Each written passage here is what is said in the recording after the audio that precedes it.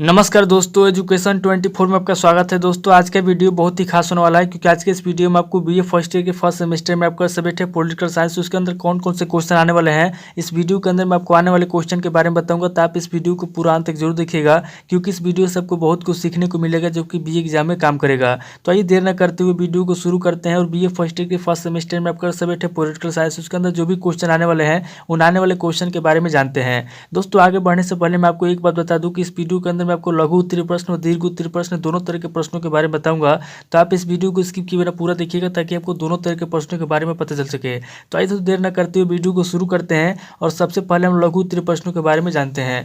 तो यहाँ पर दोस्तों लघु उत्तरीय प्रश्नों में पहले प्रश्न की बात की है तो यहाँ पर दोस्तों आपका पहला प्रश्न दिया हुआ है, मुख्य निर्वाचन आयुक्त की नियुक्ति तथा कार्यों को स्पष्ट कीजिए।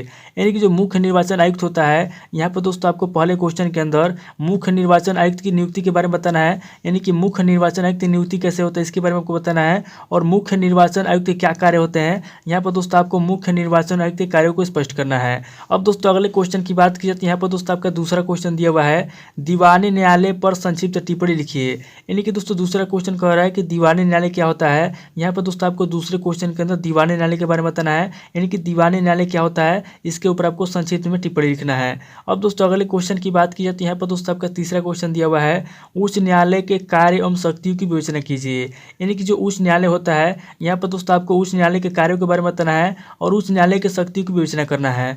अब दोस्तों अगले क्वेश्चन की बात की जाए तो यहाँ पर दोस्तों आपका चौथा क्वेश्चन दिया हुआ है, उच्चतम न्यायालय भारतीय संविधान का संरक्षक है, व्याख्या कीजिए। यानी कि चौथा क्वेश्चन कह रहा है कि जो उच्चतम न्यायालय होता है, उच्चतम न्यायालय भारतीय संविधान का संरक्षक होता है, इसके ऊपर आप क्या करना है, इसके ऊपर आपको टिप्पणी लिखना है। यानी कि इसकी आपको व्याख्या करना है। अब दोस्तों अगले क्वेश्चन की बात की जाए तो यहाँ पर दोस्तों आपका पांचवा क्वेश्चन दिया हुआ है, राज्य विधानमंडल की शक्तियों और कार्यों का वर्णन कीजिए। यानी कि दोस्तों पांचवा क्वेश्चन कह रहा है कि जो राज्य विधानमंडल होता है, यहाँ पर दोस्तों आपको राज्य विधानमंडल की शक्तियों के बारे में बताना है और राज्य विधानमंडल के कार्यों का वर्णन करना है। अब दोस्तों अगले क्वेश्चन की बात की जाए तो यहाँ पर दोस्तों आपका छठा क्वेश्चन दिया हुआ है, राज्यपाल और मंत्रिपरिषद के संबंधों का उल्लेख कीजिए। यानी कि जो राज्यपाल होता है और जो मंत्रिपरिषद होता है, यहाँ पर दोस्तों आपको छठे क्वेश्चन के अंदर राज्यपाल और मंत्रिपरिषद के बीच में क्या संबंध होता है। यहाँ पर दोस्तों आपको छठे क्वेश्चन के अंदर राज्यपाल और मंत्रिपरिषद के बीच में जो भी संबंध होता है, यहाँ पर दोस्तों आपको राज्यपाल और मंत्रिपरिषद के संबंधों का उल्लेख करना है। अब दोस्तों अगले क्वेश्चन की बात की जाए तो यहाँ पर दोस्तों आपका सातवां क्वेश्चन दिया हुआ है, भारतीय मंत्रिपरिषद के संसद से संबंधों की समीक्षा कीजिए। यानी कि सातवां क्वेश्चन कह रहा है कि जो भारतीय मंत्रिपरिषद होते हैं, भारतीय मंत्रिपरिषद का संसद से क्या संबंध होता है। यहाँ पर दोस्तों आपको भारतीय मंत्रिपरिषद के संसद से संबंधों की समीक्षा करना है। अब दोस्तों अगले क्वेश्चन की बात की जाए तो यहाँ पर दोस्तों आपका आठवां क्वेश्चन दिया हुआ है, राष्ट्रपति की वास्तविक स्थिति को स्पष्ट कीजिए। यानी कि आठवां क्वेश्चन कह रहा है कि जो राष्ट्रपति होता है, राष्ट्रपति की वास्तविक स्थिति कैसी होती है। यहाँ पर दोस्तों आपको राष्ट्रपति की वास्तविक स्थिति को स्पष्ट करना है। अब दोस्तों अगले क्वेश्चन की बात की जाए तो यहाँ पर दोस्तों आपका नवा क्वेश्चन दिया हुआ है, मौलिक अधिकार तथा राज्य के नीति निर्देशक सिद्धांतों में अंतर कीजिए।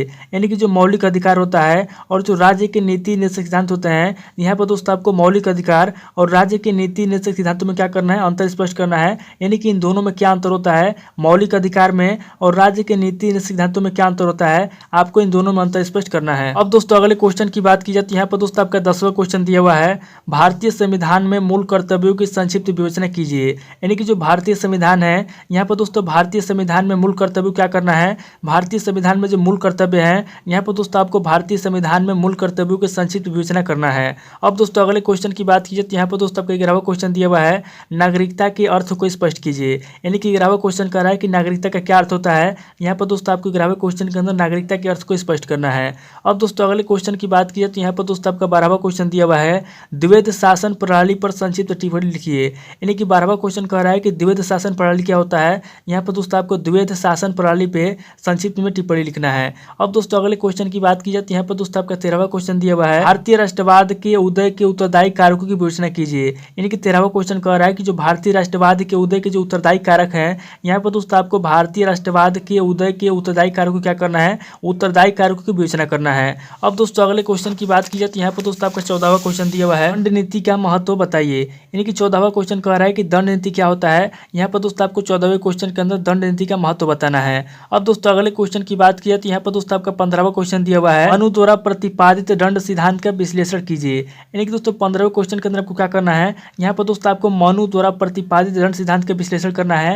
यानी कि मनु के द्वारा दिए गए जो दंड सिद्धांत है, यहाँ पर दोस्तों आपको मनु द्वारा प्रतिपादित दंड सिद्धांत क्या करना है, विश्लेषण करना है। दोस्तों अगले क्वेश्चन की बात की जाए तो यहाँ पर दोस्तों आपका 16वां क्वेश्चन दिया हुआ है भीष्म के अनुसार राजा के कर्तव्य बताइए। यानी कि 16वां क्वेश्चन कह रहा है कि जो भीष्म है यहाँ पर दोस्तों आपको भीष्म के अनुसार राजा के कर्तव्य बताना है। यानी कि जो राजा होता है राजा के क्या कर्तव्य होते हैं, यहाँ पर दोस्तों आपको भीष्म के अनुसार राजा के कर्तव्य बताना है। ये दोस्तों टोटल आपके 16 क्वेश्चन होंगे जो कि आपके लघु उत्तरीय प्रश्न में पूछे जाएंगे। अब दोस्तों आगे हम लोग दीर्घ उत्तरीय प्रश्नों के बारे में जानेंगे। तो यहाँ पर दोस्तों दीर्घ उत्तरीय प्रश्नों में पहले प्रश्न की बात की तो यहाँ पर दोस्तों आपका पहला प्रश्न दिया हुआ है भारतीय चुनाव प्रणाली के दोषों की विवेचना कीजिए और उसमें सुधार के सुझाव दीजिए। यानी कि पहला क्वेश्चन कह रहा है कि जो भारतीय चुनाव होते हैं, जो भारतीय चुनाव प्रणाली है, यहाँ पे आपको भारतीय चुनाव प्रणाली के दोषों के बारे में बताना है।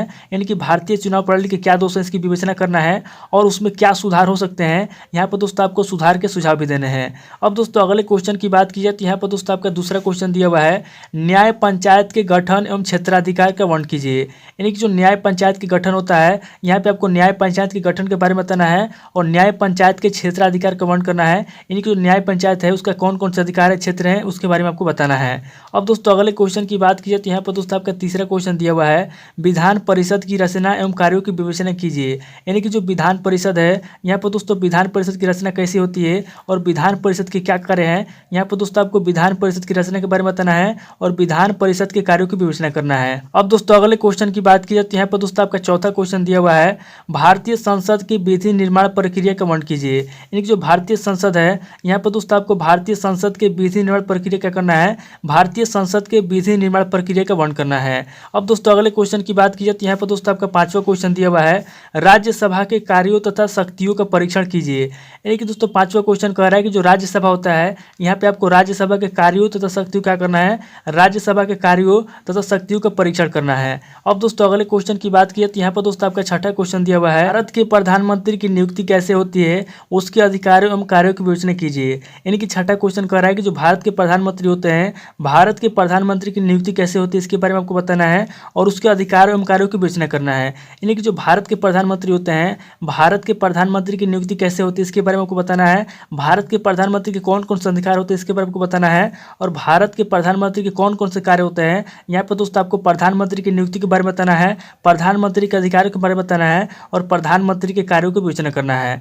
अब दोस्तों अगले क्वेश्चन की बात की जाए तो यहाँ पर दोस्तों आपका सातवां क्वेश्चन दिया हुआ है भारतीय संविधान में संशोधन प्रक्रिया की विवेचना कीजिए। यानी कि सातवां क्वेश्चन कह रहा है कि जो भारतीय संविधान है, यहाँ पे आपको भारतीय संविधान में संशोधन प्रक्रिया की विवेचना करना है। यानी कि भारतीय संविधान में संशोधन कैसे होता है, उसकी क्या प्रक्रिया है, यहाँ पे आपको भारतीय संविधान में संशोधन प्रक्रिया की विवेचना करना है।